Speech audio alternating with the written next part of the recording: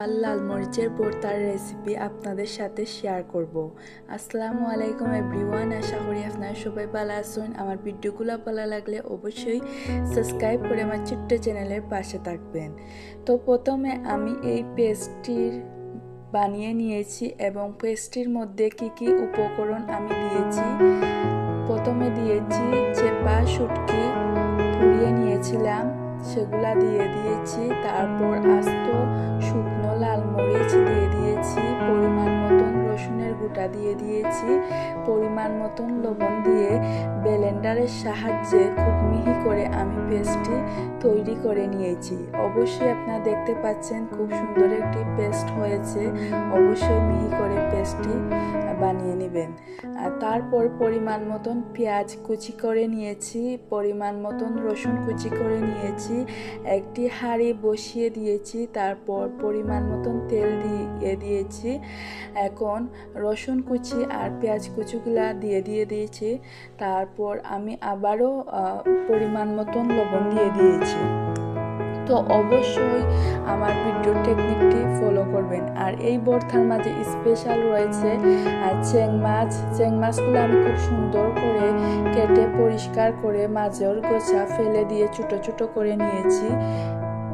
তারপরে আমি পেঁয়াজের মধ্যে চেং মাছগুলা দিয়ে দিচ্ছি। পেঁয়াজ তেলের মাঝে চেং মাছের পানিগুলো আমি টানিয়ে নেব। আর চেনির সাহায্যে খুব সুন্দরভাবে মাছগুলো আমি ভেঙে দেব। অবশ্যই ভিডিও টেকনিকটি ফলো করবেন। আর খুবই টেস্টি একটি রেসিপি। অবশ্যই আপনারা বাসাতে বসে 2 মিনিটে শিখে যেতে পারবেন এবং আপনারা নিজেরাও ট্রাই করে নিতে পারবেন।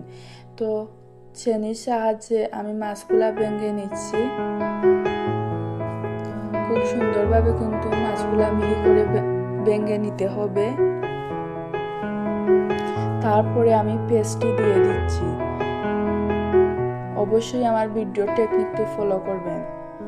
তো এখন মাছগুলা আর পেস্টটি আমি খুব সুন্দরভাবে মিক্স করে নেব। অবশ্যই চুলার কম তাপ রাখবেন।